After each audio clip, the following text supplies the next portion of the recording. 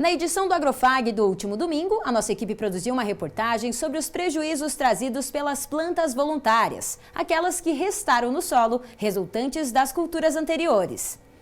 Nessa semana, continuamos tratando sobre outras plantas indesejadas e de difícil controle, as daninhas, como o capim amargoso e a buva, que precisam ser controlados antes do plantio. Confira! Professor, o que nós temos de exemplos aqui e como combater esses problemas? Aqui a gente tem o principal problema que a gente teria aqui é o capim amargoso, né? Que é uma planta muito problemática, muito difícil de fazer o controle dela, né? E é uma planta que produz muitas sementes, as sementes são levadas pelo vento e facilita muito a dispersão dessas sementes, então o ideal seria não deixar ele florescer, sementar, né? Para evitar aumentar o problema, né?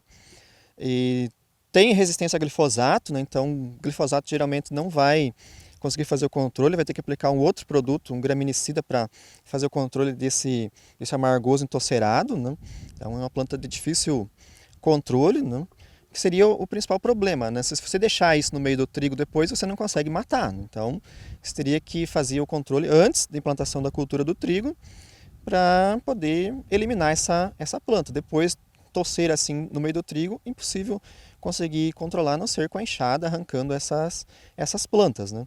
A gente também tem aqui buva que está começando a emergir, né? Então se fosse plantar o trigo também teria que prestar atenção nessa buva que está começando a emergir, né? Está começando a desenvolver, que estaria no momento ótimo para fazer o controle, né? Então se você deixar a buva crescer muito, dificulta o controle também. Está numa fase inicial, iniciando o desenvolvimento, está mais fácil de realizar o controle, né? São as duas plantas principais que a gente tem na nossa região que são mais problemáticas na nossa região, né? Claro, além de ter outras aqui, tem soja voluntária, tem nabo, né? Tem guaxuma, tem pé de galinha, também é uma planta um pouco complicada de controle, né?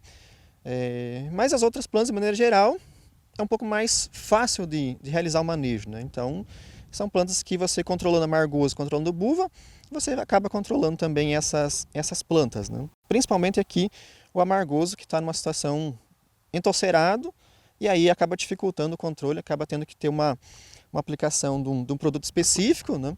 E aí se eu for aplicar um graminicida para controle de amargoso aqui, eu vou ter que esperar um certo período para poder realizar o plantio do trigo, dependendo do herbicida, até 20 dias para realizar o plantio do trigo depois, porque senão vai acabar causando problema no trigo, né? Em uma área como essa, professor, plantar aqui do jeito que está, certamente vai ter uma redução na produtividade. A gente tem como calcular isso, professor? Com certeza, se você semear numa área dessa e tentar controlar depois, né, na cultura do trigo, vai ser praticamente impossível, né? A não ser que você passe com uma enxadinha fazendo a limpeza, né? Então, com herbicidas é praticamente impossível você conseguir depois manejar essas plantas daninhas, né? A redução vai ser significativa, né? 20, 30, 40% de produtividade você pode perder devido à competição das plantas daninhas. Sem falar no problema que vai ser depois, né? Isso vai virar uma bola de neve, né? Esse problema das plantas daninhas e acabar prejudicando ainda mais as próximas safras, né? Então é muito importante você fazer a semeadura sempre no limpo, né? Semear no limpo, sem nenhum tipo de planta daninha, né? Até por isso, seria interessante, por exemplo, não deixar a área descoberta, né, depois do cultivo da soja, né? Então, colheu a soja, utilizar alguma planta para cobrir esse solo, né? Seja um nabo forrageiro, seja um milheto, né? Ou a gente tem o exemplo aqui do painço, aqui embaixo, né? Então, utilizar alguma planta para cobrir o solo, evitando, né, reduzindo as plantas daninhas, que aí facilita o controle agora antes de semear o trigo, né? Então nunca é bom deixar a área descoberta, né? Deixar a área sem nenhum tipo de cultivo, né? Que vai só proliferar planta daninha, pragas e doenças. Tá dado o recado então, agradeço a sua participação aqui no Agrofag, professor. Eu volto com vocês no estúdio.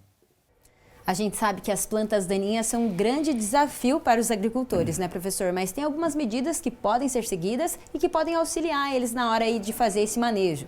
O manejo de plantas daninhas é importantíssimo na produtividade final de uma cultura, né? E plantas daninhas é toda aquela planta indesejável dentro daquela cultura que a gente está trabalhando.